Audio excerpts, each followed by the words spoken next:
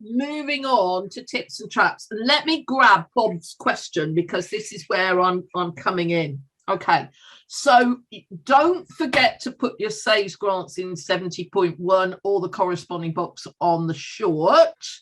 HMRC, if you don't, they will amend the return and put it in. Now that amendment, that notification that we have changed your numbers, you've got 30 days to reject it, otherwise it becomes final. What if accidentally it went in turnover, let's say, rather, so it's already in there but not in the right box? Okay, and I'm asking the question because I haven't had it, because we haven't made that mistake. Do I have to notify them separately that I reject their amendment, or can I simply file an amended return to overwrite it? I know an amended return overwrites a return. I think you can file an amended return. I hope not many of you have got this. I've had one amendment to a saves grant, and I thought, no, we didn't do it wrong, did we? Anyway, when I got the file out, I could see, no. Oh, hold on a minute. She told me it was a different number by £9. Aha. So I didn't have access to the data. She'd given me the amount she had, but she'd added it up wrong. And she's one I don't like have. She's tiny. She makes about £8,000 a year. So I don't have her on software or anything. She prepares the numbers. I put it on a return. So I've had one, but that was fine. She'd overstated it by £9. Okay. What about returns you filed before the 31st December? Oh, I should have put on that, Rebecca. Yeah. Emily came in to say that she made that mistake and the HMRC allowed them to submit an amendment. So right. Thank you, Emily. That's really helpful. Thank you. So anyone else got that? Just submit an amendment. Any returns that you filed before the 31st December, so by the 30th, remember, it's a code out. Now, I get very frustrated. My software, and next year I'm going to find out how to change this default. My software, if it knows the system date is before the 31st, it will automatically say, please code it out. I don't want, for some clients, I don't want it coded out. They want to pay it, because then otherwise it just gets complicated. And as I say, mine defaults. So I had a couple of returns I filed in December where there is a PAYE source, because they've got rental income, they've got this, they've got dividends, but they're also a director of a company on 8.8 or whatever it is. And now stupid flipping coding notice is issued. So I have dealt with that now, but watch out for that. And check your defaults. The process has changed. What I mean by that is, if you file a return in June and you say yes, code it out, they will code it out then. From August, they will start coding out current year liabilities. This changed about 18 months ago. And the first year they do it, you can end up with 2 lots of tax being coded out. It's vile.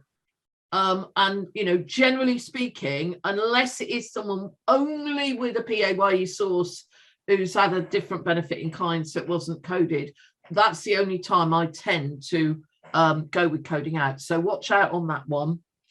I've had a couple of elderly people come on to me. I'm the only accountant in my bit of the world taking on clients at the moment. Boy, oh boy, I'm getting about 2 calls a day. It's just reminding me I haven't turned my ringer off on my phone, but we've escaped. But they have been told the tax will be coded out.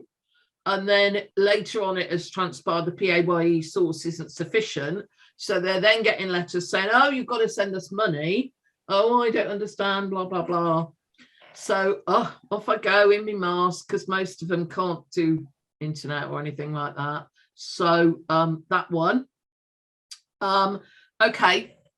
Question coming in the Q&A. Can I explain coding out? No, David, don't apologize. I said it a bit quickly. Let me show you on here. So the new process with coding out, this is how it works. There is that tax year, okay, and you are going to do the return here, right? Now, the way it used to happen is when you submit the return, the tax showing got coded out there. So it was advantageous, okay, because otherwise you'd pay it in the 31st of January. Now, they amended their processes, so now they will start coding it out ASAP. And they say, I think they say within about 2 months of receiving the return. So if you put a return in early in the year and there's a PAYE source, that will actually start coding out and being collected. You can see why, can't you? Okay, so you need to really think about people that you are letting it code out. And that's why I want mine to default to no rather than yes, so that I'm in control of it. Because I only want it coded out if I ask it to. So I will sort that. Okay. Now then, I'm conscious I've only got 6 minutes. 5 minutes left, yeah. 5 minutes left. Let me get to Bob's questions because that says, so this is the next slide. So Bob's first bit is, what's the interpretation of adversely affected in the light of trading outcomes where HMRC may perceive incorrectly claimed amounts? He's given me some examples. So let me tell you what I've done. I've gone in and I've extracted the conditions or the things that your client signed when he claimed it. Amazing how many people manage to operate the internet when they're told there's free money. That they continued to trade in 2019-20, that they intended to continue trading in 2021, and that their business was adversely affected by COVID, which is what Bob's asking me. Grant 3, so grants 1 and 2, it didn't specify any more than that.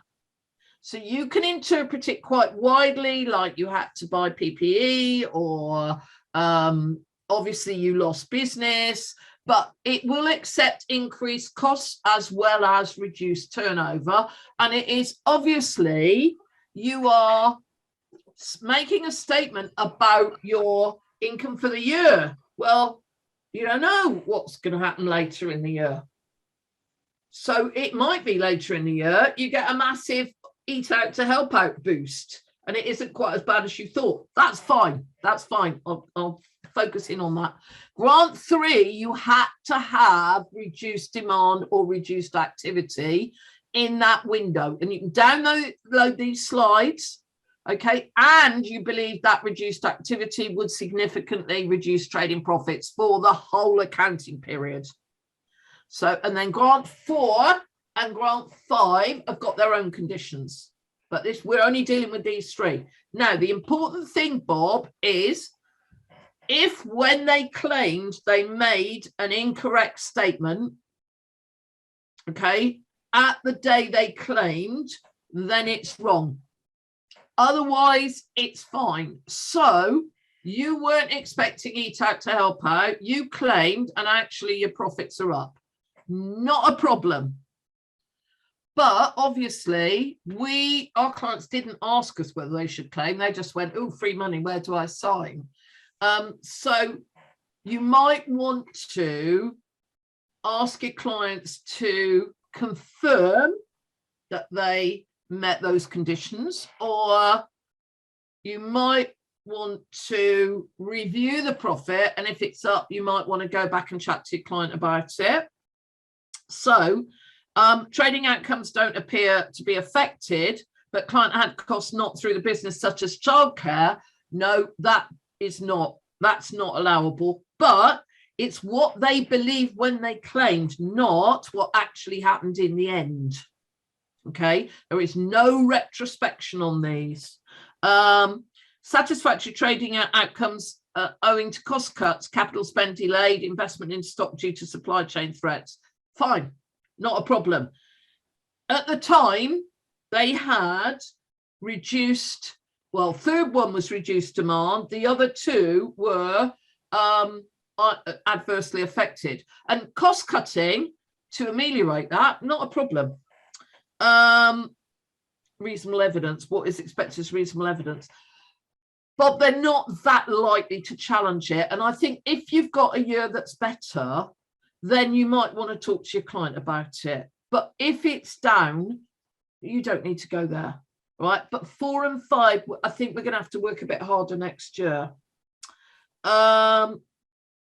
Payments on account, where there is business recovery, the automatic payment on account calculator understates the tax outcome for 21-22.